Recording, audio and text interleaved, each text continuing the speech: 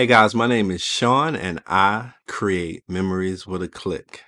Welcome back to the channel. Let me be the first to unofficially invite you to the Camera Cafe VA. The Camera Cafe VA is a safe space for us creatives to talk all things camera, all things equipment, news, rumors, whatever it is that we want to share. All right. It's a place, man, where we can grab a drink. If you smoke a cigar, smoke them, hookah, whatever the case may be. We just gonna kick it and just chat about things that we can relate to, right? You can't talk camera stuff to everybody because a lot of people don't care, right? So the Camera Cafe was something that I birthed months ago. Um, Different things been happening. I haven't quite launched it officially, but I will have some people on, some people that are in my life in the camera uh, in the photography world, I should say. It could be models, it could be photographers, it could be OGs in the game. Um, I got some plans, man, and we're just gonna talk about it and kick it. And I feel like because I have something on my heart, then I will open it up with the first unofficial episode of the Camera Cafe VA. As you can tell by the thumbnail, the relationship between Canon and I, it's in jeopardy. It's in jeopardy.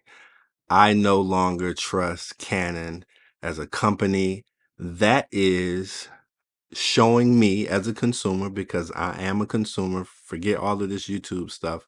I'm a customer.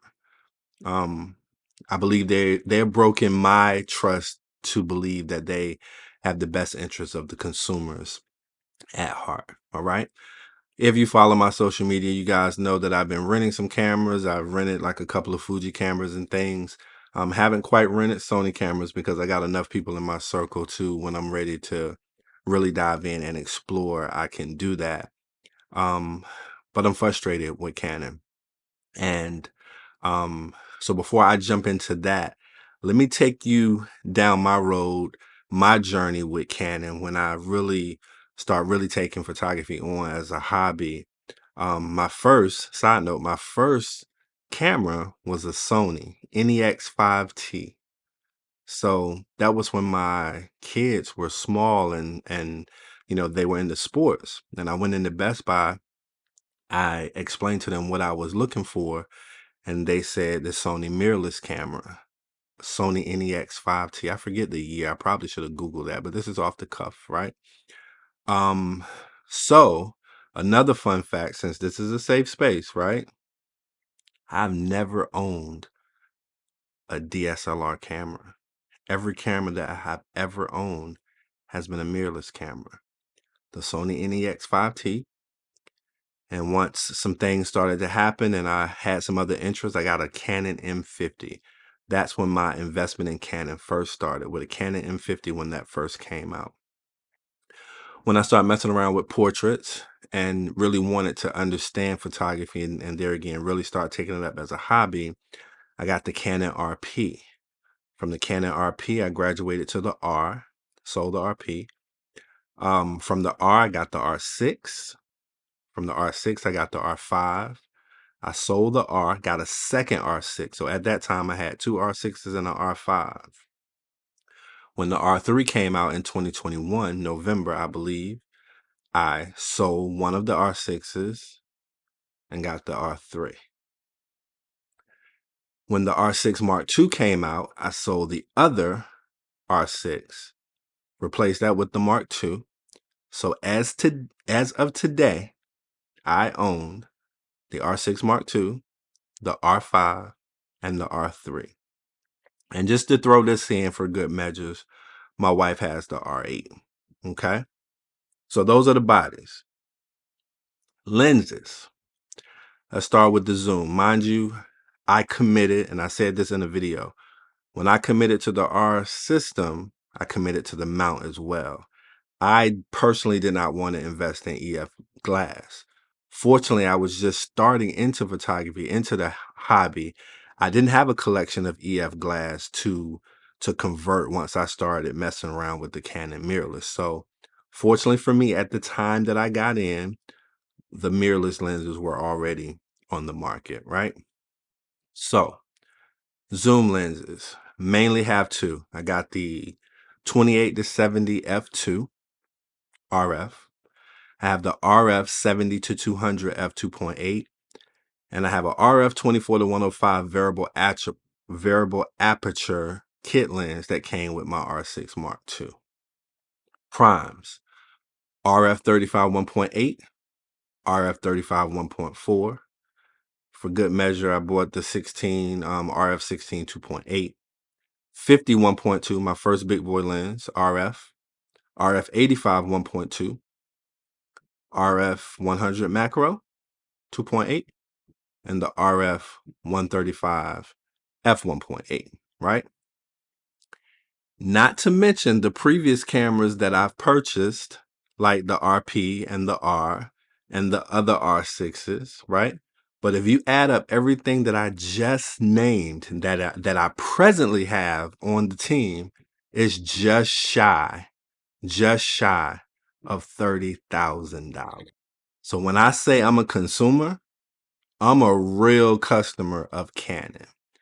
Starting this journey, my frustration is the way Canon handle the RF mount system. They led me, and I'm gonna always try to say me or I because I can't speak for anybody else. Although I know there's a lot of people that think like this and that feel this way. They led us to believe that they were talking to Canon. As a matter of fact, not led it. They said it for years that they were in talks with third-party lens manufacturers. So it just kind of strung us along for years. Had I known that we would be 6 years later and we still don't have RF mount third-party lens options, I personally probably would have went another direction, probably Sony. Because I have no problem. First of all, let me say this too. I have no problem with Canon lenses. I think they're excellent. Have no problem with the technology in Canon. Yes, they do cripple some of the cameras and do little weird stuff, putting certain features in some, but all camera manufacturers do that, right? So it's really not about the technology in these cameras and lenses. It's about how they handle the mount and the introduction as far as what their intention was. Because about 4 or 5 months ago, they finally came out and admitted that this was their plan all along. And they wanted to basically capitalize on this RF mount. They had no intentions on opening it up. So for all this time, they made it seem like that they were in talks with these third-party lenses. But their game plan was to keep it this way for a long time. As a consumer, honestly, all we want is transparency and options. If this is your option, if this is your plan, just tell us that all along and let us make a decision as a consumer what lane we want to go down. That's all. But we want options. And sometimes if we have options, we'll still choose the more expensive OEM brand. Like when I had the Rokinon 85-1.4. I had that lens. I liked that lens, but performance-wise, it was horrible. It did a lot of focus hunting and a lot of focus breathing. I think at that time that lens was $899, and I opted to pay 4 times more and bought the RF 85 1.2 that was $2,900. So I think as a consumer, all we want is options. Me personally, with the RF 35 1.4 that just came out, because of how I use the 35, I mainly wanted it for video. I wanted a lighter, professional grade 35 lens. I may have opted for a third-party option that was a little cheaper. The macro lens that I really don't use other than weddings and trying to get real detailed shots, I may have opted for a third-party option. But my 85 1.2 is probably the best 85 on the planet. My 50 1.2, the best 50 on the planet, 1.2 that is. So I think all we want is options. And because of how they just strung us along, making it seem like that they were talking to these third-party lens companies, it was just all fugazi. It was the Canon buffoonery is what it was.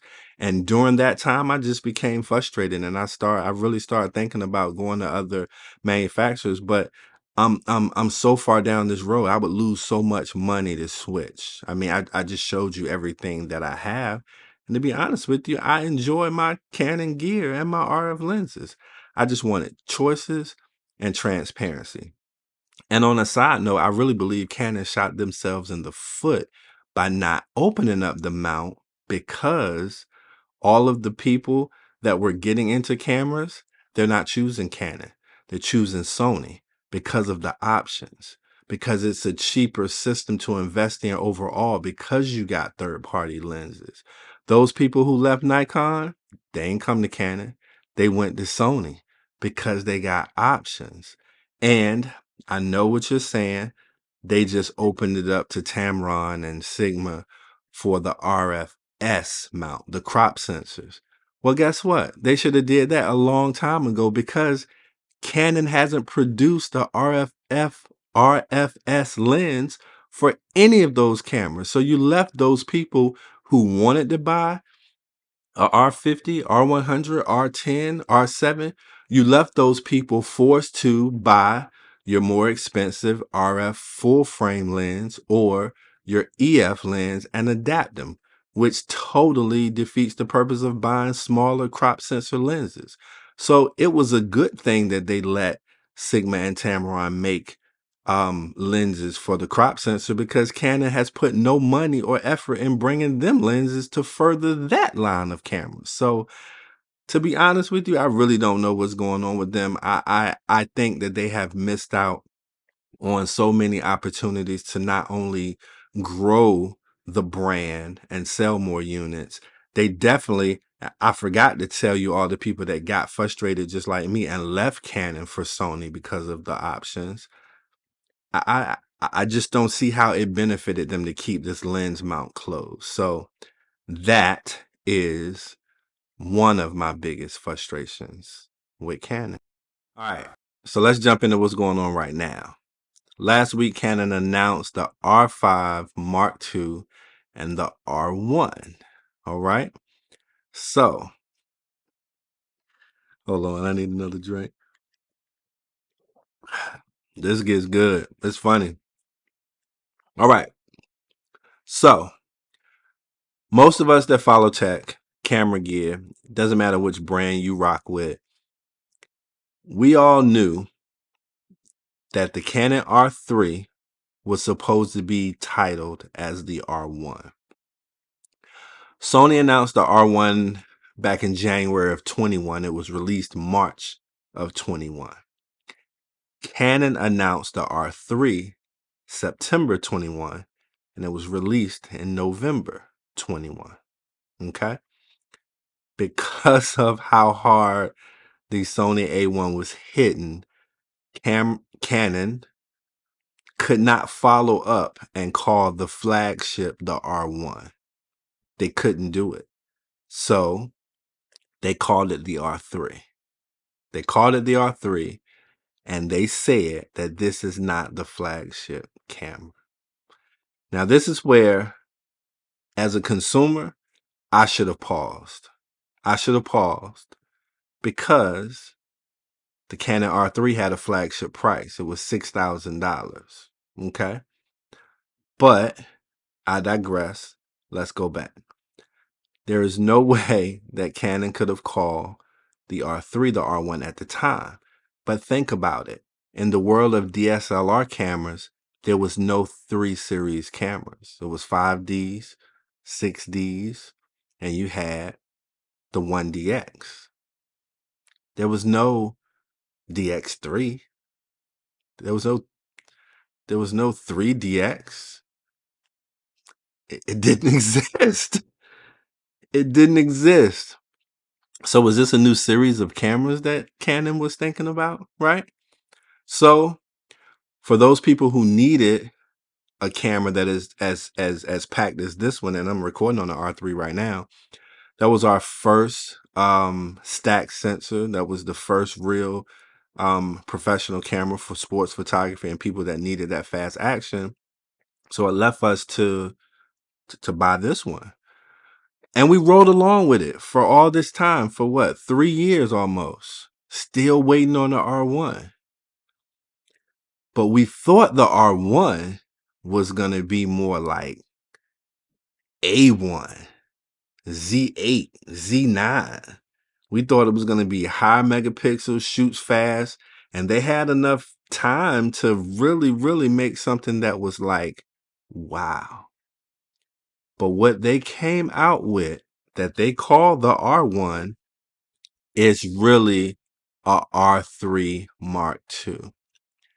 Same resolution, 24.2 megapixels. Now they say that they say that it's not the same sensor, but the trust is broken. I don't believe that it's not the same sensor. Of course, they got a second processor that they call an AI chip, which they could say make the sensor new. I just don't trust anything that they're saying at this point, because if you've been watching anything, Jared Poland said it first and then everybody else followed. But I think everybody's thinking the same thing. The R1 is simply a R3 Mark II. But as a consumer, I paid the price of a flagship. When it first came out, it was $59.95. I think we all are wondering now, like, what's going to happen with the R3? Is it going to be an R3 Mark II? And if there's an R3 Mark II, then how is the R3 Mark II going to separate itself from the newly released R1? That's really just the R3 Mark II. So now you can get an R3 on Canon's website. I believe it's $49.95. When I looked up there yesterday, I think it was $49.95 retail price. It's on sale for $44.95 sales price, but B&H got it for $39.95. And to be honest with you, this is the price point that this camera should have been all along. It should have probably came out at $4,500. Since Canon said that this was not the flagship, yet it had a flagship price. So this is the price that it probably should have been all along. And then we was just expecting something greater in the R1. So once again, that Canon buffoonery, they got us. I fell victim. Got him! As a consumer, Got him! I took the bait. So now those people that got R3s, which, first of all, let's not trip. The R3 is still a dope camera. A lot of people who have R3s probably won't, I don't want to say won't, they might not see that big of an advantage to invest in the R1 if you have a R3. And now that the price dropped of the R3, it makes it more harder, and it furthers that gap of what you paid for it back then versus what you could sell it for now. So you would really be taking a hit if you tried to sell your R3 to upgrade to the R1. Why couldn't Canon just come out and say, yo, this is the R1 from the beginning. This is the R1. Most of us probably would have bought it anyway, honestly, because it was a camera that a lot of people needed. If you do that particular genre of photography, it's just the buffoonery for me. So I don't trust Canon. I don't trust nothing they say. Yet I'm too far down this rabbit hole to turn back. So I feel like I'm in a marriage that I'm stuck in for financial reasons. But what is a marriage without trust? We ain't got nothing. So guys, that is my time. I appreciate you rocking with me. Put your thoughts in the comments, just share. I open myself up to how I feel, and I know there's going to be all kinds of comments. Y'all be nice, because y'all do be saying some funny, hateful stuff sometimes, but that's what happens when we open ourselves up, just to share or to have a YouTube channel. People be saying some crazy stuff. And some mean stuff too. Just downright disrespectful. Thank you for rocking with me. This is the unofficial episode of the Camera Cafe VA. Just sharing my thoughts. I'll see y'all later.